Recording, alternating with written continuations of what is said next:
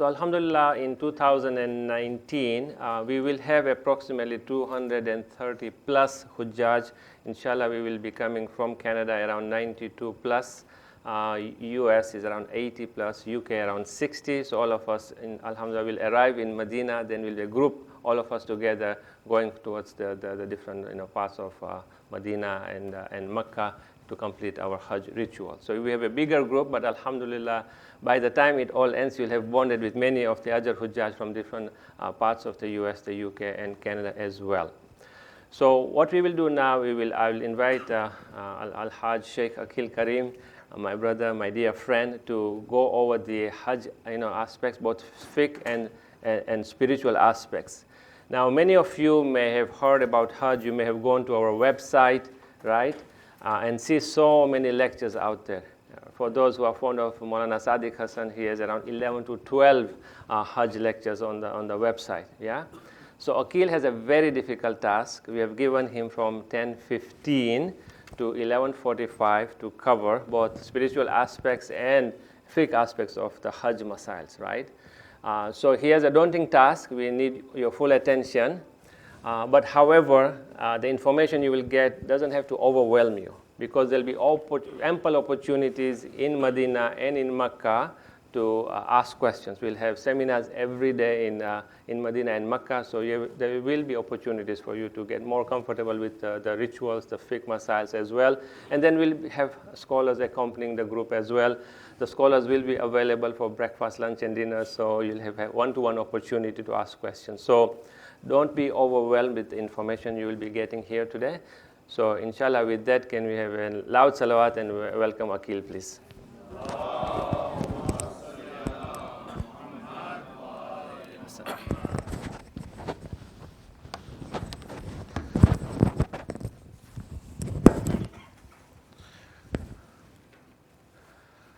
أعوذ بالله من الشيطان الرجيم بسم الله الرحمن الرحيم الحمد لله وكفى وسلام على عباده الذين اصطفى محمد وآل بيته الطيبين الطاهرين الذين أذهب الله عنهم الرجس وطهرهم تطهيرا اللهم صل على محمد أما بعد فقد قال الله عز وجل في كتابه المجيد وفرقانه الحميد وقوله الحق وهو أصدق القائلين بسم الله الرحمن الرحيم وأذن في الناس بالحج يأتوك رجالا وعلى كل ضامر يأتين من كل فج عميق آمنت بالله صدق الله العلي العظيم. Said one salat to me, please.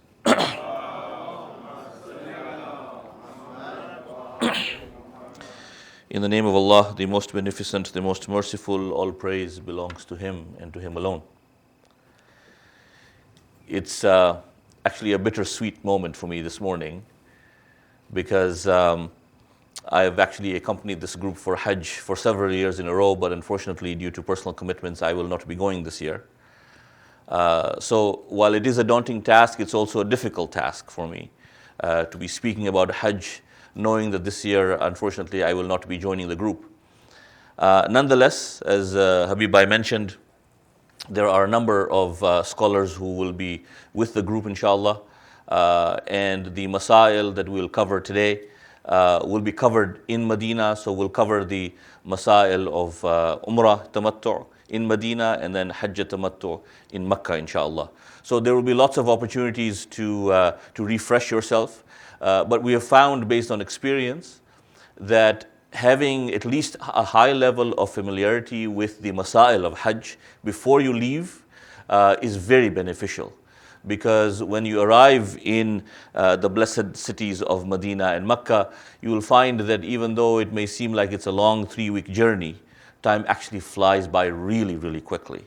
And if you go in to Medina and Mecca completely green, without any background, then the information is so overwhelming to digest because there isn't enough time to grasp all the materials. So the intention today is to try to cover the material as quickly as possible without necessarily going into too much detail, but at least at a very high level, because I've also been asked to cover some of the spiritual dimensions of Hajj. And I will try to sort of intersperse the fiqh masail together with some of the spiritual dimensions of the various arkan of Hajj.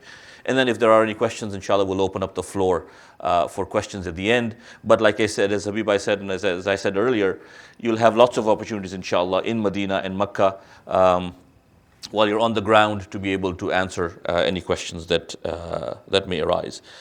The masail that I will be covering are based on the masail or as outlined by Sayyid Sistani. The differences between him and Agha Khamenei as far as Hajj masail are concerned are very, very minimal. So just by show of hands, other than the muqalladeen of Sayyid Sistani and Agha Khamenei, is there anybody who is a muqallid of another marja in the audience? Ji. Agha Khamenei? Okay. Other than Khamenei and Agha Sistani, anybody else?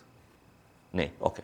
So the masail and the scholars who will be with the group, inshallah, in Hajj this year are familiar with the masail of both these maraja.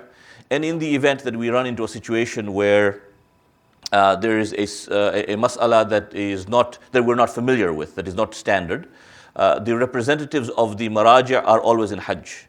And so we're able to reach out to them and get clarification based on whatever situation may arise, inshallah.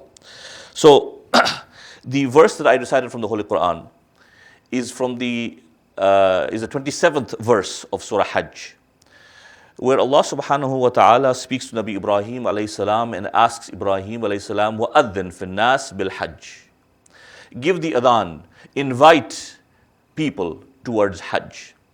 And the tafsir of this particular verse says that Ibrahim alayhi salam turned to Allah subhanahu wa ta'ala and said to him, how can I invite mankind to Hajj? And so Allah responded to Ibrahim alayhi salam and said, your job is to give the adhan. Invite people towards Hajj. It is my job to make sure that your voice is heard by everybody. And so the tafsir says that Ibrahim alayhi salam plugged his ears with his fingers. And then he turned towards the east and he called mankind towards Hajj. Then he turned toward the west and he called mankind towards Hajj. And the tafsir says that everybody, even those who were yet to be born, heard the cry of Ibrahim alayhi salam. And those who responded to the cry of Ibrahim alayhi salam saying, Labbaik, Allahumma Labbaik, will be given the opportunity to go for Hajj in their lifetime. And the number of times the individual responded to the cry of Ibrahim alayhi salam is the number of times you'll be blessed with the opportunity to go for Hajj. Right? So blessed indeed are those who have the opportunity to go for Hajj. If you consider the number of Muslims we have on this planet, over 1 billion Muslims, and yet if you look at the number of people who are in Hajj, 2 million, 3 million, tops. The vast majority of Muslims will never perform Hajj. Vast majority of Muslims will never perform Hajj. And so recognize today, if you haven't already appreciated the fact that you're blessed indeed with having been given the opportunity to go for Hajj. And we pray that all of us, inshallah, who are going for Hajj, not only arrive safely in the blessed lands, but are able to complete our rituals. Because arriving is not everything. Completing Hajj is something else. And so inshallah we pray that all of those who are in this group and all going for Hajj, inshallah, are able to go safely and complete their Hajj and return back home safely, inshallah. Okay. So, jumping right then into the conditions that make Hajj wajib or mandatory, incumbent on every individual or every Muslim, there are several conditions. And I don't necessarily want to go into all of them, but obviously for Hajj to be wajib, one has to be an adult, one has to be sane, one has to have the freedom to be able to go, one has to have the financial ability to be able to go. And by financial ability, we also mean that when you go for Hajj, when you come back, you should have your means of livelihood so that you can continue work and so on and so forth. If you're going alone, you need to have enough provision left for your family and so on and so forth. The one thing that I want to mention with regards to conditions is obligations of debt. Right? It is absolutely imperative that if you have an outstanding debt obligation, that it must be settled before you leave. Okay? Now, debt obligations are of different kinds. The one that I want to emphasize is khums. Okay? There are debt obligations that you may have to Allah subhanahu wa ta'ala, meaning that if you have a khums obligation, it is mandatory that you settle your khums obligation before you leave. Okay? Now, other debts that you may have, for example, if you have a mortgage, right? If you have a long-standing debt, right, like a mortgage, for example, where you have a payment plan in place and you're paying your mortgage on a monthly basis, then that is fine, okay? Because you already have an arrangement in place and you will pay off that debt with time. But the khums obligation is one that I want to emphasize because every year inevitably we deal with the situation in Medina that I forgot to pay my khums. Now I have my khums here, can I pay it here? It becomes very difficult. Okay, it's doable but very difficult. So just you have a month in between now and departure. If you have a khums obligation, please do settle it before you depart, inshallah. So Hajj is divided into two parts. The first is called Umrah Tamattu'. It has 5 rituals. And then we have Hajj Tamattu'. And I think this presentation, will be shared. So you can take notes, but you will have this presentation emailed to you after. And I believe the session's been recorded, so you can listen to it again. But there are 5 rituals in Umrah Tamattu' and 13 rituals in Hajj Tamattu'. And we'll cover them separately. Umrah Tamattu'. The first ritual in Umrah Tamattu' is the wearing of Ihram. Okay? And Ihram must be worn at a particular place. Okay? And the place where Ihram is worn is called Miqat. Okay? It's a designated place. Now, there are various Miqats or Mawaqit from which Ihram can be worn. The Miqat that you choose to wear your Ihram from is dependent on the direction from which you arrive into Makkah. Okay? For us, for this group, we will be going to Medina first, and then from Medina you will make your way to Makkah. Because you are going to Medina first, the miqat for those coming via Medina is a place called Dhul Hulayfa. And in Dhul Hulayfa there is a mosque called Masjid al-Shajara. Okay? And that is where the Ihram will be worn for all of you Hujjaj. There are 3 requirements for Ihram. The garments or the clothes of Ihram, the niyyah, the intention, and the recitation of this phrase that we call talbiyah. Okay. So garments. For garments, women can wear regular clothes. Okay. You'll find most women wear white, but for women there is no special requirement other than you wear regular clothes. The clothes should not be made of silk or gold, but other than that, regular clothes will suffice. It is extremely hot in Saudi at this time of the year, and therefore, definitely wear white. I mean, you can wear, you'll find it that later on the final few days, ladies put back their abayas and wear their black scarves. I would highly discourage that because of how hot it is, right? So continue wearing white. You'll find most ladies are wearing white. Men, the requirements for the clothes of Ihram are that you wear 2 pieces of unstitched cloth, okay? The first cloth is the loin cloth, which covers from the navel to the knees. And the other one is the shoulder cloth, which you wear to cover your shoulders and your back. There are white, unstitched pieces of cloth readily available in Medina just under the hotel. Well, I'm not sure. We have changed our hotels this year, so but they're readily available in Medina, so you can purchase your Ihram for men in Medina. For ladies, typically you will take it from here. The other thing to remember as far as Ihram clothes are concerned is that they must be tahir at all times. By tahir, I mean pure or free of najasat at all times. Getting your clothes of Ihram dirty is not najas, right? They will get dirty because of how many days you'll be wearing the clothes of Ihram. However, if they become najas, right? Because when you go, for example, if you go to the washroom or if you're bleeding, any najasat must be cleansed right away, or you replace the cloth of Ihram. Okay, so the first requirement for Ihram is the clothes of Ihram. The second requirement with ihram is the niyyah, the intention that you will be performing as you put on your clothes of ihram. Now, by show of hands, how many are going to Hajj for the very first time? MashaAllah, good chunk of the audience. And of these, how many of you have been for Umrah before? Okay, a number. Okay. So you'll find that a lot of these rituals are very similar. If you've been for Umrah before, then at least the first half of Hajj, which is the Umrah Tamattu, you'll be very familiar with. Okay.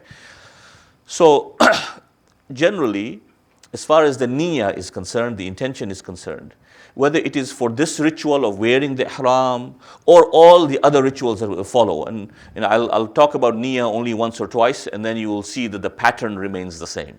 Okay? So really, there's one of few scenarios that you're in. If this is your very first Hajj, it is your wajib Hajj, the niyyah will be something like, I'm wearing ihram for Umrah Tamattu, for Hajjatul Islam, wajib qurbatan ilallah. Okay? And then you will find that this pattern of the niyyah will change depending on the ritual. Whether you're now doing Tawaf, or you're now doing the namaz for Tawaf, or you're doing Sa'i, the pattern will remain the same because this is your first wajib Hajj. Second scenario is that you are performing this Hajj as a second time or third time, nth time, okay? But you're doing it still for yourself. Okay, you're not doing it for someone else, you're doing it for yourself, but this is not your wajib Hajj. You've been for wajib Hajj already, but you've had the opportunity, alhamdulillah, to go back again. In which case, then the niyyah will be, I am wearing ihram for Umrah Tamattu, for Hajj Tamattu, qurbatan ilallah. Okay? And then the last scenario is that you have been for wajib Hajj. And now you have been blessed again with another opportunity, but this time you are performing Hajj for someone else. Okay, and that someone else could be multiple individuals, your grandparents, your parents, your uncles, aunts, whoever it may be. And again, so the niyyah would be that I'm wearing ihram for Umrah Tamattu, for Hajj Tamattu on behalf of the following individuals, qurbatan ilallah. Now, if this is your first Hajj, your wajib Hajj, ignore everything other than the first niyyah, because you cannot do anything other than your own wajib Hajj. If it's your first Hajj, you're only concerned about your Hajj, and the niyyah will be that this is your Hajj, qurbatan ilallah. Okay, so we said that there were three requirements for ihram. The clothes of ihram, the niyyah, and the third is the recitation of this phrase called talbiyah. Labbaik, Allahumma labbaik, labbaik la sharika laka labbaik, innal hamda wan ni'mata laka wal mulk, la sharika laka labbaik. So what will happen is you will wear your clothes of ihram at the hotel, okay, before you leave. At that time, you're just putting on your clothes. When you arrive in Masjid al-Shajara, after Maghrib and Isha Salat, the groups will get together and they will guide you to perform your niyyah, and then you recite this phrase. Okay? As soon as you recite this phrase, it is recited loudly by men, softly by women is sufficient. And then it's recommended to repeat it as often as possible from the time you leave Masjid al-Shajara until you arrive at the outskirts of the city of Makkah. But as soon as you have recited this talbiyah, now you are technically in the state of ihram. Now ihram has been worn, and once ihram has been worn, there are 25 things that become haram on one who is a muhrim, one who is in the state of ihram. So, you have probably all read this, you've reviewed some of this material. I'm not going to go into all of the details of all of these muharramat. I will just touch on a few in a little bit more detail because they're important. But, the muharramat include, hunting, killing of insects, intimacy with one's spouse, reciting of nikah. There are certain forms of unacceptable social interaction, whether it is lying, getting angry, carrying of arms, which we don't generally do, wearing of sewn clothes, which I want to get to in a moment. Okay. So, wearing sewn clothes for men, okay? We said earlier that the clothes of ihram only involve two pieces of unstitched cloth, which means that men are not allowed to wear anything that is sewn, so no undergarments, right? You're only wearing the two pieces of unstitched cloth, okay? It is one of the muharramat. You cannot wear stitched clothes. There is the exception, which is that, some people tie a belt, Okay, you can purchase a belt from Medina, and people use this belt because it has a pocket in it. You can put your cell phone, or you can put medication, for example, or some money, some valuables. If the belt is sewn, that's okay. Okay, but other than that, men are not allowed to wear any stitched clothes while in the state of ihram. For the two pieces of unstitched cloth that men are wearing, you cannot tie knots in them either, in either of those two pieces. Okay, it has to be unstitched cloth with no knots. The only thing that men are allowed is a safety pin, and that only on the upper piece, not on the lower piece. Okay, and you will find men, and this is the biggest concern that men have, that what if my ihram falls off? It will not fall off. Okay, you have Mohsin Bhai here in the audience, who is a veteran in Hajj, and he'll be perhaps one of those who will be demonstrating how ihram is worn. It's the bottom piece that is the most secure. It is the upper piece that tends to flip open. When you're walking, when you do ruku, when you're praying, the upper piece tends to flap open. And for that reason, if you want to put a safety pin, if you want to, you can. Okay, so you can rest assured that the ihram is quite secure, and there are different techniques of how to wear the ihram, depending on which one you're more comfortable with, but they're all secure, right? You should have no issue. Ladies can wear, like I said, any clothes, sewn clothes obviously are obviously fine, but women are not allowed to wear gloves, okay, while in the state of ihram. The other prohibition I want to touch upon is looking in the mirror or in any reflective surface. Okay, not permitted in the state of ihram if it is for the sake of beautification. Okay, so you will find when you arrive in Mecca, and you get to the hotel, and the elevators have mirrors in them. You arrive into your room, you drop off your bags, and you go to the washroom. There's obviously mirrors. If you have an unintentional glance at that reflective surface, no problem. But if it is a glance where now you're trying to fix yourself, make sure your hair is okay, etc., that becomes a glance of beautification. Okay, and that is not permitted while in the state of ihram. If you're wearing glasses, no problem. Okay. For men, we're not allowed to cover our feet while in the state of ihram. Okay. So that means you can't wear socks, you can't wear shoes, and the footwear that you have, and those of you who've already joined that Telegram group, you've seen, and this happens every year, that you get pictures galore of the kinds of footwear that are permitted, not permitted, and so on and so forth. And it's not finished yet. You'll see over the next month, every day you'll find different pictures of footwear that will be posted on the group, right? A sufficient part of the upper part of the foot must be exposed, okay? So you can wear flip-flops, for example, no problem, okay? Or you wear sandals that has at least a good portion of the upper part of the foot exposed, okay? It can cover a little bit of the toes, if it has straps, no problem, but a sufficient part of the upper part of the foot must be exposed. So Crocs, for example, don't work, right? Because not enough of the foot is exposed. In the case of ladies, covering the feet is part of hijab, and therefore the expectation obviously is that ladies will be covering their feet anyway. But when we talk about footwear, right, it's important that we understand that if, for example, when you're lying down and your ihram happens to cover your feet, that is okay. Okay? But otherwise, when you're walking around, you cannot be wearing socks or shoes or covering your feet. Beautification. Other forms of beautification. For example, use of perfume, okay, not permissible for ladies or gents while in the state of ihram, okay? And this is the reason why on your list of things to carry, you will be asked to carry unscented soap, okay? And that unscented soap is for this reason, because when you shower, before you put on your clothes of ihram, or while you are in the state of ihram, you cannot have that scent on your body, okay? And that is the reason why you carry that unscented soap. Other forms of beautification. In the case of ladies, wearing kohol or surma, right, is not permitted. That form of beautification not permitted while in the state of ihram. Jewelry, okay. For men, those of you, for example, who wear the aqiq ring, okay, that's okay. If you wear aqiq ring all the time, that's not a problem. If you wear the aqiq ring as a form of beautification, just to show how big the stone is, for example, then that becomes a problem, right? And only you know whether you're wearing that aqiq ring just to show, how beautiful your aqiq ring is, or you're wearing it because it is sunnah, okay?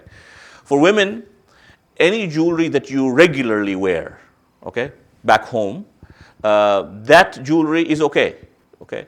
But anything beyond that would be considered to be jewelry that you're wearing for adornment, for beautification. And any jewelry that is worn for beautification is not permitted, okay, in the state of ihram. So you will find that even those, for example, who wear their aqiq ring back home will take it off, right, while they're in the state of ihram, so that at the end of the day, you want to be as simple as possible when you are performing your hajj. Application of oils, okay, any sort of oil that even if it is unscented, is not permitted while in the state of ihram, except if it is for medicinal purposes. Okay? If you have some sort of condition where you require some sort of ointment that needs to be applied, and you have a medical reason for it, no problem. Okay? Cutting your nails while in the state of ihram, not permitted. Removing hair from the body, right? For men, for example, if you have a habit of stroking your beard or your head and you lose hair as a result of that, right? You have to be conscious of that. Unintentional is okay, right? If you're doing wudu, for example, and hair falls off, there's no problem. It's just when you're doing it intentionally and you know that it's going to happen, then you have to be cautious about it. Also in the state of ihram, covering the head for men, okay? So when we said you're only wearing the two pieces of cloth, only wearing two pieces of cloth, it is extremely hot in Saudi at this time of the year. You cannot be wearing a hat, or you cannot be covering your head while in the state of ihram. For ladies, obviously, you're in hijab, so you're expected to cover your head. But for women, you're not allowed to cover your face. Okay, so you cannot have a niqab, for example, right, while you are in the state of ihram. Okay, and for both men and women, you cannot immerse your head into water. I mean, having a shower is one thing, but you cannot immerse your head into water while in the state of ihram. For men, we cannot travel and take shade from the sun or rain, okay? And this is the reason why when we leave Medina, we leave in the evening, because we travel at night, because we are not permitted to take shelter from the sun or the rain. So there's no sun, obviously, at night. If there's rain, then we have to deal with the situation. It doesn't rain very often this time of the year. But you never know, right? Sometimes because of the humidity, it might rain. But inshallah, that should not be an issue. There are ways to deal with the situation. So men, you cannot travel in shade during the day.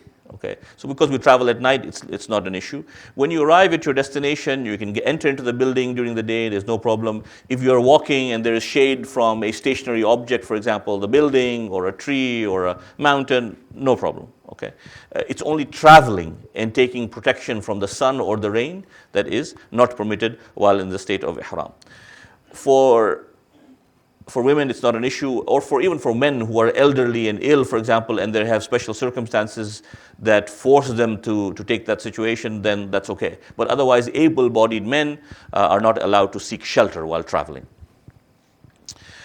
Bleeding or extracting teeth or a tooth while in the state of ihram, not permitted. So for example, scratching yourself, if you know that you're going to bleed, you have a tendency of bleeding, let's say when you scratch, then that would not be permitted while in the state of ihram. Otherwise, scratching is not an issue. Okay, this is a really old picture. A lot of things have changed since then, but it's a sight to behold when you arrive into the blessed city of Makkah. Okay, so I'll just pause here for a moment and just make a couple of comments with regards to the wearing of ihram. There are so many significances to the wearing of ihram.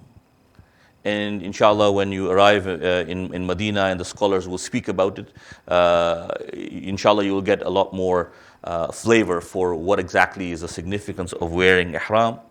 Suffice it to say this, that it is mustahab to perform a ghusl prior to wearing ihram, right? and then you wear these two pieces of white cloth. Okay? One of the symbolic significances of this act is as if you are now performing a ghusl, like you do, when we have a mayyat and you perform the ghusl of mayyat on the body, and then you put on the kafan on the body. It is exactly like that. It is the start to a new life. It is a commitment to say that all of those lowly desires that you have within yourself, the base desires, you are going to kill them, and now you are going to start afresh. You put on your clothes of ihram, the most simplest of clothes, two pieces of unstitched cloth. It doesn't matter how big your bank balance is at home. When you appear before Allah subhanahu wa ta'ala, we all appear the same. Because the worth of the individual is not based on what he has back home. The worth of the individual is what you take with you there in front of him. And so we appear in the most simplest of forms, two pieces of unstitched cloth. No forms of beautification, no jewelry, no designer clothing, nothing. Every man, every woman looks the same when you see them in Hajj. It doesn't matter what color you are, where you come from, how wealthy you are, nothing matters. Right? It's a very, very powerful statement. Right? And so this is something that we need to digest from now, that when we arrive there, in the heat of the moment, all of this is lost. Right? Because then you're just busy trying to get your umrah done. But stop for a moment and listen to this message where Allah subhanahu wa ta'ala says that if you come in my presence, you come with nothing but two pieces of cloth. And at the end of our lives, that's all we will appear with. We will appear before him with our kafan. Everything that we have built in this world, we will leave behind and go to him. Right? It's the same message that you come before me, you come. It doesn't matter where you come from, doesn't matter your color. None of that matters. That's not the worth of a human being. Okay? Very, very powerful statement. So we arrive in Makkah. Okay? As I said, we will leave, inshallah, in the evening from Medina. We will travel at night, depending on traffic, etc., by early hours of the morning. Right? You will leave after Maghrib. By early hours of the morning, inshallah, you will be in Makkah, right? Depending on traffic, and then there's some passport controls, etc. But generally, before Fajr, we have arrived in Makkah. Okay?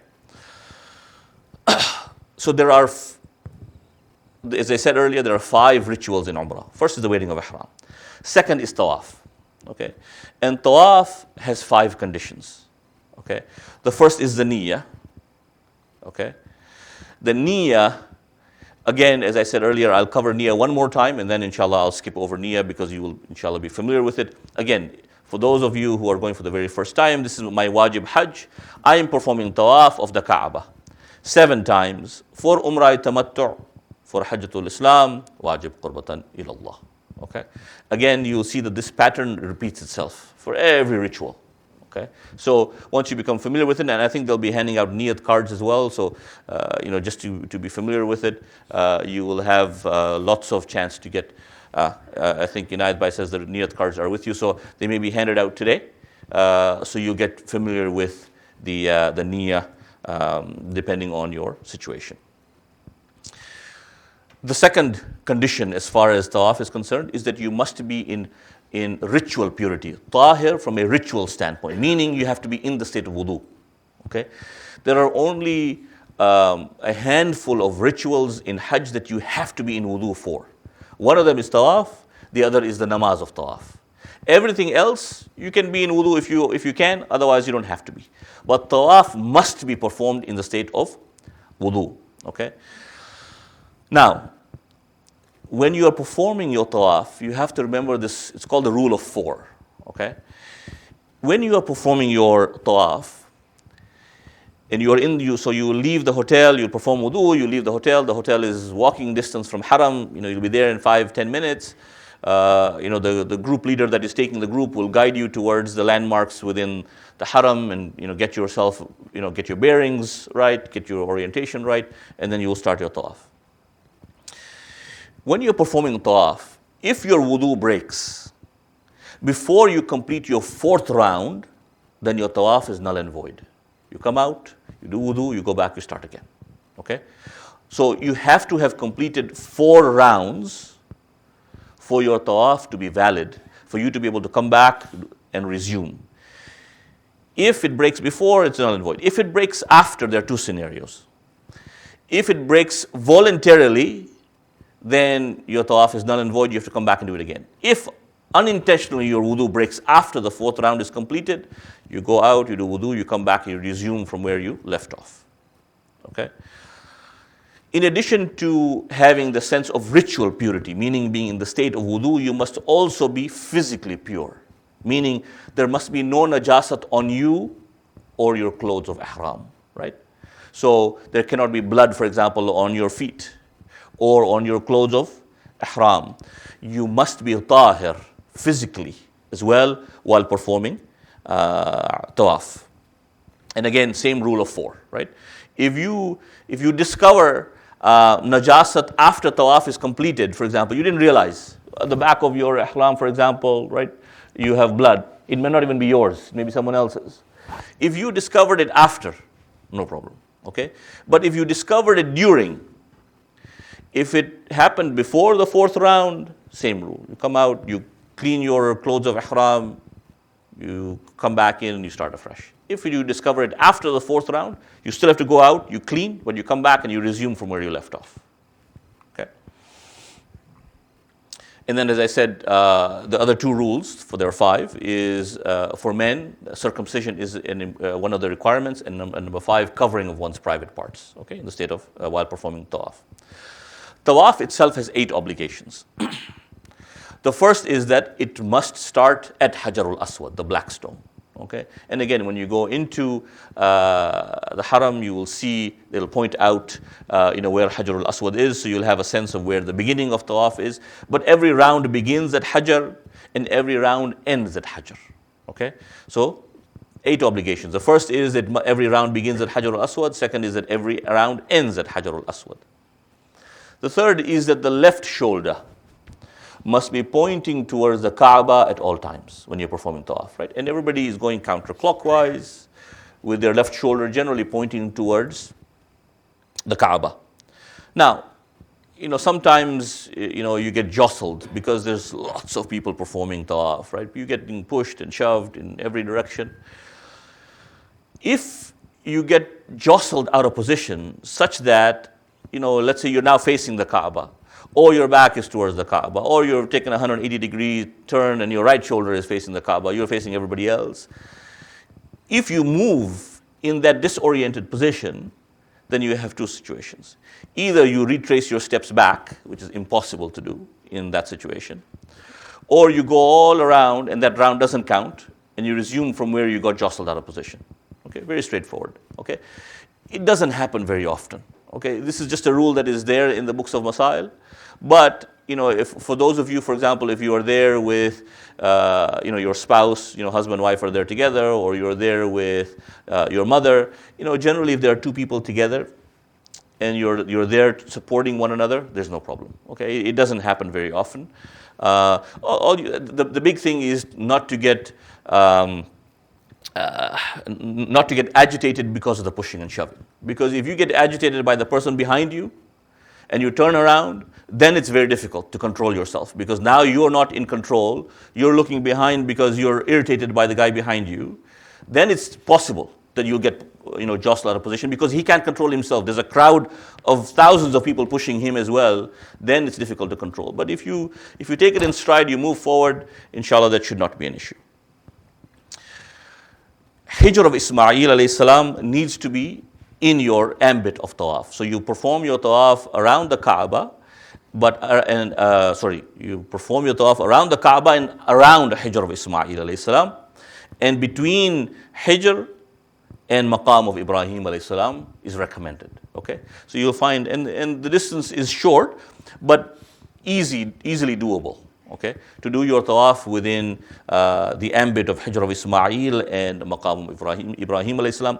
If you're not able to perform it within that small space, then it is okay to perform it outside.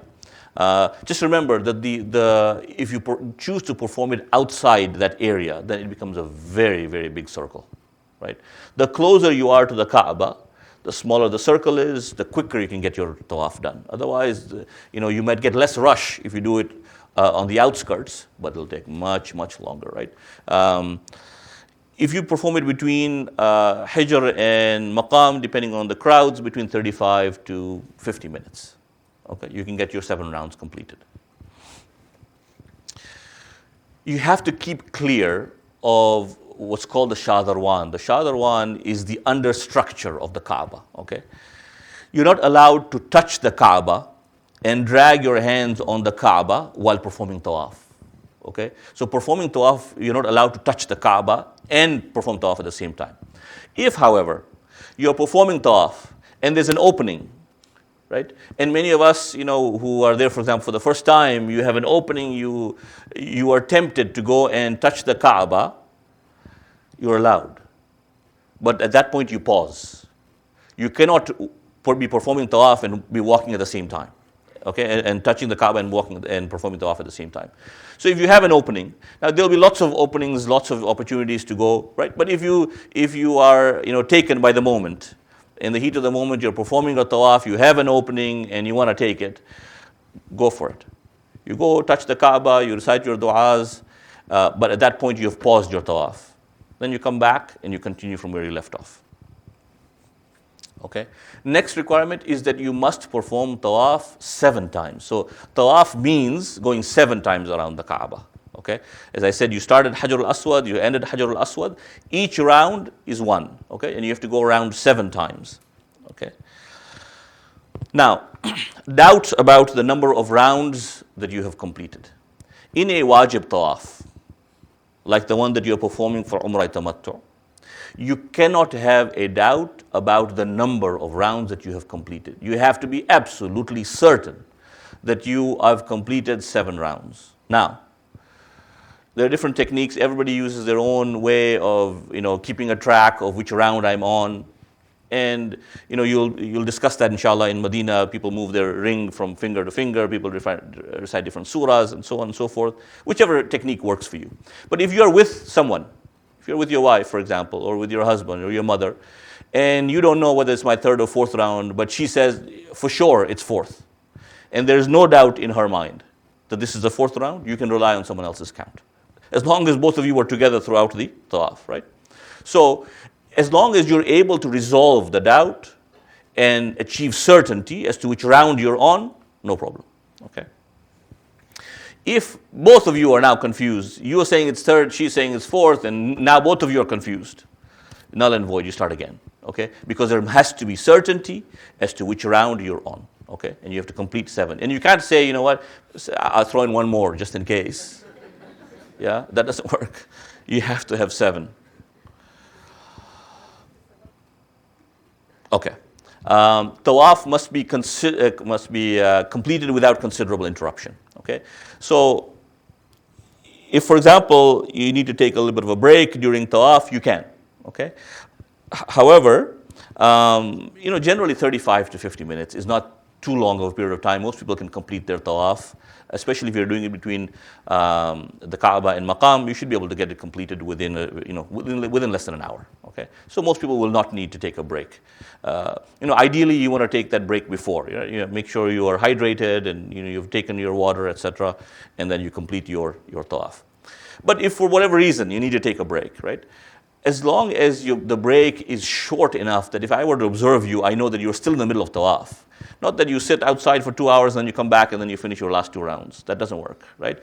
There has to be a very brief period, maybe 5 to 10 minutes. You go out and you come back and you resume. Generally, most people will not do this, right? Because the Tawaf is completed quickly enough that you don't need to interrupt your Tawaf, okay? Tawaf must be performed by free movement, meaning that if you are not, let's say, wheelchair bound, and you're actually walking and doing your own Tawaf, you have to be walking on your feet around the Kaaba. And if you get lifted off your feet because of the crowds, and then you cover a certain portion of the distance off your feet because you're just being taken off by the crowds, then the same rule applies as we said earlier, right? If you're able to retrace your steps, you retrace your steps. That's not going to happen. You go around and you come back from where you got lifted off your feet and you continue from there. Okay?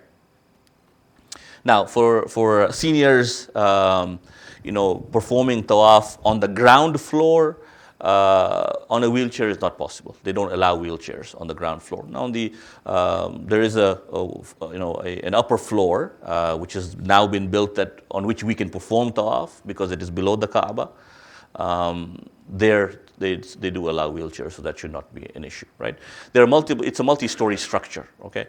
You have to make sure that you cannot perform tawaf above the Kaaba, okay? And so for us, we're only allowed to perform tawaf on the ground floor, or there's just the first floor, which is just a little bit below the Kaaba. On that floor now, you're allowed to perform tawaf. This is a new floor that has been built over the last few years. Okay, so just a couple of pictures of different kinds. Every round begins at Hajar, every round ends at Hajar. You go around the Hijr of Ismail alayhi salam, and if possible, stay within the Kaaba and Maqam. Again, sort of an aerial view of the same idea, and just another picture as well. Okay, having completed now your tawaf, so let's just pause here for a moment about tawaf. So, just as there are significances to the ihram itself, even the act of tawaf itself is very symbolic, right? You arrive in Masjid al-Haram, you're performing tawaf having pointed your left shoulder towards the Kaaba. The left side of your body is where the heart is, right? It is a symbolic connection to the Kaaba, right? You go around the Kaaba, and the symbolism behind going around the Kaaba, one of the symbolisms behind going around the Kaaba is that you are saying that I am now going to try to make Allah subhanahu wa ta'ala the center of all of my life. Every decision that I make, I will keep Him in mind. I will make sure that He is the focal point of my life, right? You go counterclockwise around the Kaaba. Everything we do, we go clockwise, but here we go counterclockwise. You're saying we're willing to go against the grain. I want to change the life that I left behind. I'm going to go against the grain so that when I come back, it'll be a fresh start. Okay? And so on and so forth. So lots of symbolism in all of the rituals with Hajj. And inshallah, you will have plenty of opportunity to discuss these or maybe even read some of the stuff, the materials that have been sent and circulated in advance before you arrive to Makkah, inshallah. Having completed the tawaf, the next obligation, which is now the third obligation of Umrah Tamattu', is the 2 rakat salat that follows immediately after the tawaf of Umrah. Again, the niyyah I will not cover. You must be in the state of wudu, like you have to be when you're praying. So as I said, 2 rituals must be performed in the state of wudu. The tawaf and the namaz that follows, or the salat that follows. And again, if there's any doubt about najasat on your clothes or your body, you have to cleanse it before you go ahead and perform your salat. The salat is recited as 2 rakat, like you do your fajr prayers, right? It is recommended, wa alaikum salam wa rahmatullah, it is recommended that this salat be recited behind Maqam of Ibrahim alayhi salam. Okay, as close to it as possible, but behind Maqam of Ibrahim alayhi salam. You will find that there is actually a place where a lot of people are praying their 2 rakat salat. Okay, so you go to that place, you find a spot there, you recite your 2 rakat salat, and then you move out as quickly as possible because there are thousands of people who are completing their tawaf and want to come and pray their 2 rakat salat. So there's a designated area where you find everybody praying their 2 rakat salat. You should pray your 2 rakat salat immediately after completion of the tawaf. Okay, and these rituals have to be performed in sequence, by the way. Okay, all of these rituals, you can't perform them out of sequence. They have to be performed in sequence. Having completed your 2 rakat salat, the next ritual now, which is the 4th ritual of Umrah Tamattu', is Sa'i. Okay, Sa'i is going back and forth between the mountains of Safa and Marwa. Okay, now having completed your 2 rakat salat, if you wish to take a break, you can take a break. Okay, if you wish to go back to the hotel and come back later, that is also fine. Okay, but you have to do your sa'i on the same day. Okay, so you can come back, let's say in the afternoon or in the evening to perform your sa'i. That's perfectly fine. Okay, but it has to be performed before Maghrib. Okay. Okay, the requirements of Sa'i. Again, you're still in Ihram, right? So your clothes of Ihram must be tahir, free of najasat. But you don't have to be in the state of wudu, right? So if you've gone to the washroom after your 2 rakat salat, and if you haven't done wudu, no problem. But if you wish to do wudu, you can do wudu when you come back. Okay. Sa'i must be performed after Tawaf is completed. And you go 7 times between the mountains of Safa and Marwa. So you start at the mountain of Safa, okay? And then you go to Marwa. So going from Safa to Marwa is 1. Marwa to Safa is 2. Safa to Marwa is 3, and so on and so forth. So because you're doing 7 rounds, you will end up at Marwa. When you are done, you will finish at Marwa. And you have to cover the entire distance between the mountains of Safa and Marwa. Okay. Now here also it's a multi-floor structure. Okay. There's a basement, there's a main floor, and then there's the upper floor. Okay. We are allowed to do Sa'i in the basement and on the main floor. The upper floor is above the mountain of Safa and Marwa. Okay. And therefore we are not allowed to perform Sa'i on the upper floor. So the 2 floors that you are permitted is basement. And when you come out of the area where of Salat, behind Maqam of Ibrahim alayhi salam, there are directions. You can go downstairs into the basement, or you go to the main floor, and then they're marked, mountain of Safa, mountain of Marwa, right? And that, that's where you'll see mountain of Safa, because that's really where the beginning is. And that's where you'll do your niyyah, and you will start your sa'i.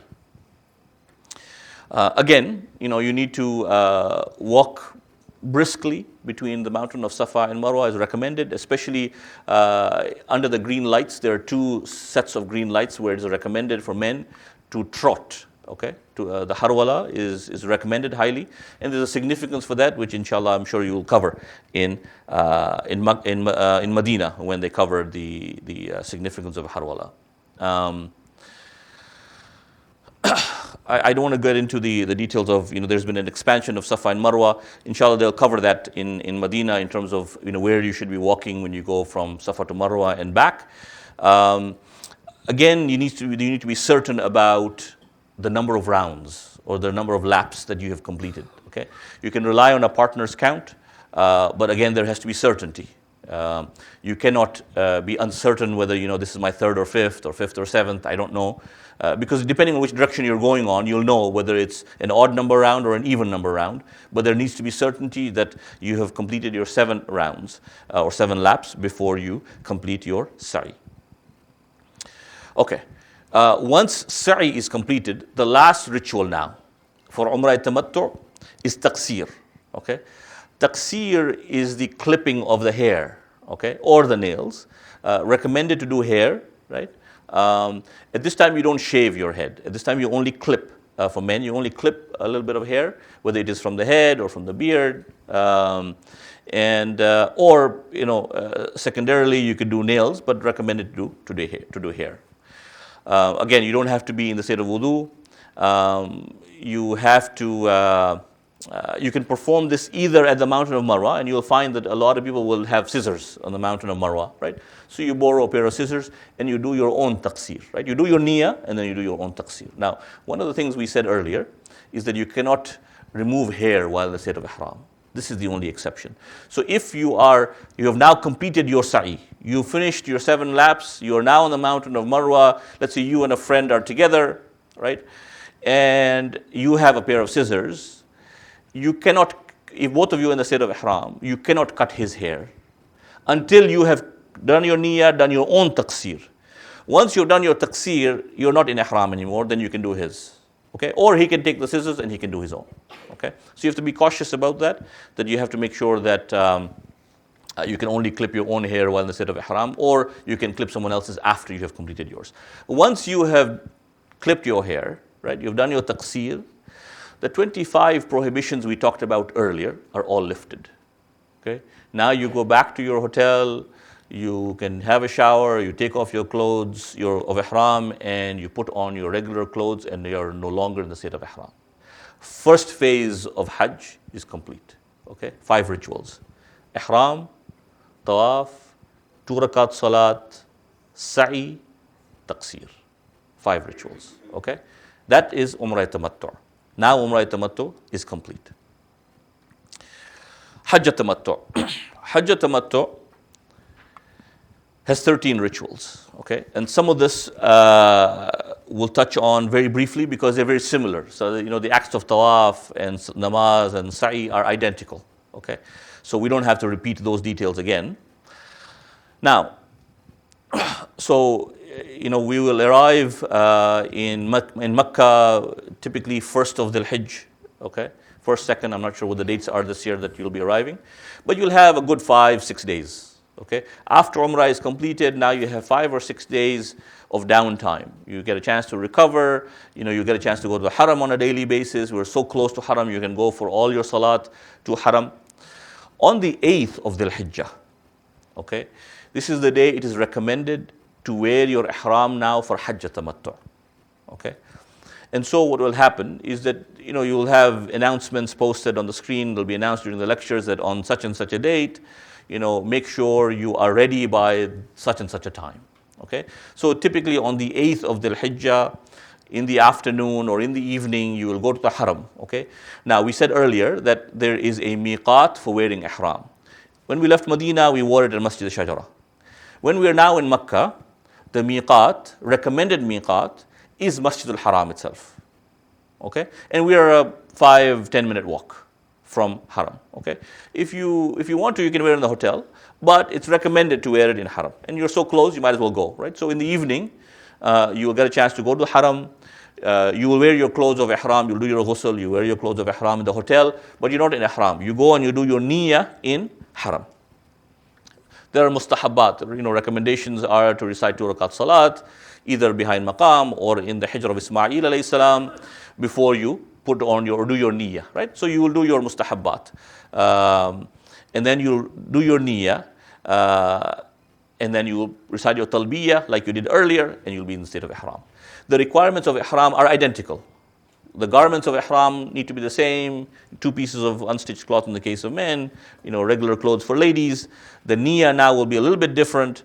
We'll cover that in a second, and then the talbiyah, right? So now the niyyah is that because now this is the second phase of Hajj, that I am wearing now Ihram for Hajjatul Islam, wajib qurbatan ilallah, okay?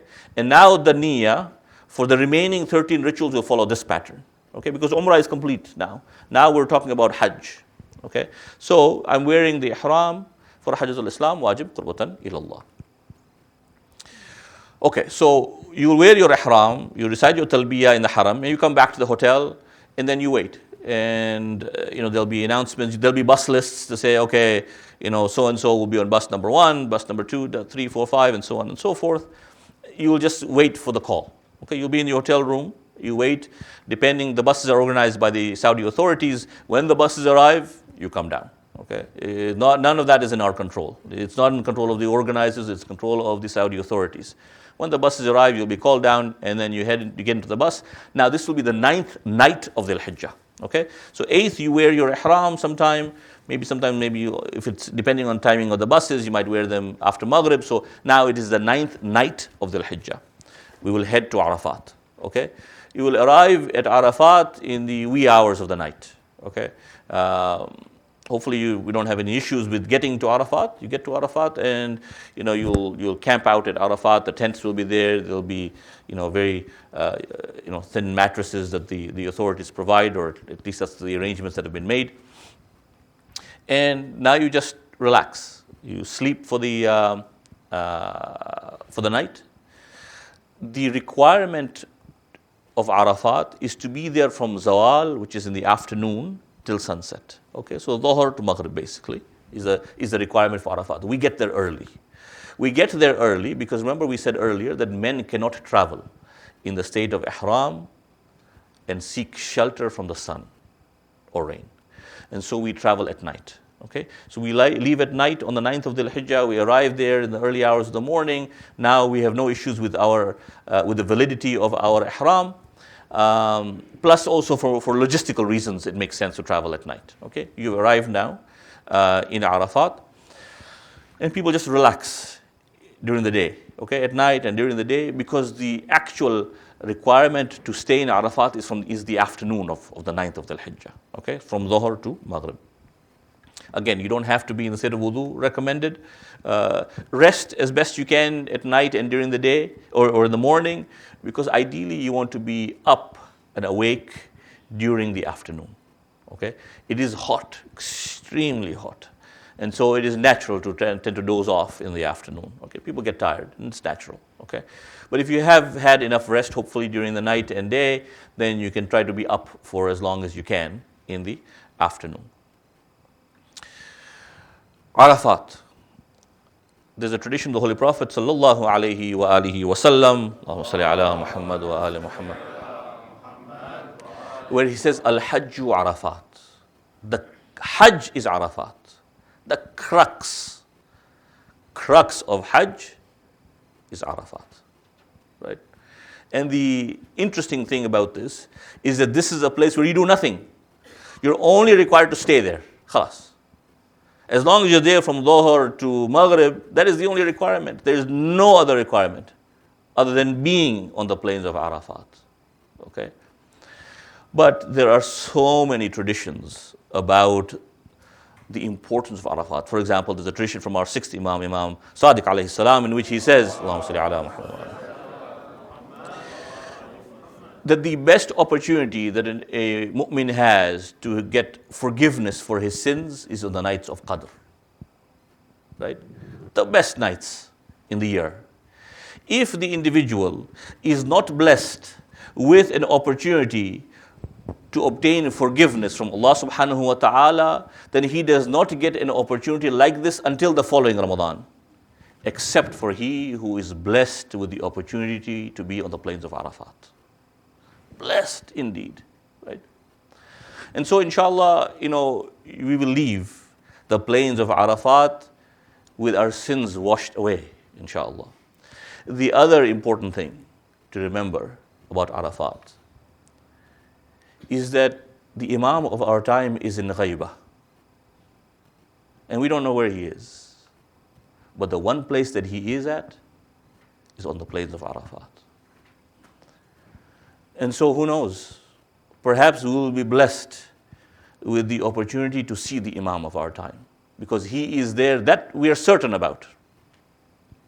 That the one place that he is there on the plains of Arafat. Right? So very, very powerful time. Right? And that's why we said, as best you can, try to rest before, so that you can be awake as long as you can in the afternoon of the 9th of Dhul Hijjah. The next ritual is the wuquf at Mash'ar or Muzdalifah. Okay? Again, it's only a stay. You only have to stay there. There's no other ritual other than staying there for a period of time. After Maghrib, depending on our bus number, we will leave from Arafat, we'll go to Muzdalifah. Okay? Ladies will go separately and men will go separately, only because ladies have different logistics that will be discussed there. When you arrive in Muzdalifah, this is where it is just open ground. And you may have seen pictures, you've heard about it from others who visited. There's nothing there. There are no tents, there's nothing. You're just in open air. It's nighttime, it's warm. If you're taking, you may take the mattress that you have with you from Arafat. That's what you use to just lie down on, relax, right? The requirement is to stay in Muzdalifah for a portion of the night, okay? But for men, we are required to stay there until sunrise, okay? So what will happen is the ladies will go, they will go to Muzdalifah for a brief stay in Muzdalifah. We will all pick our 70 pebbles. This is where we pick our pebbles. And then the ladies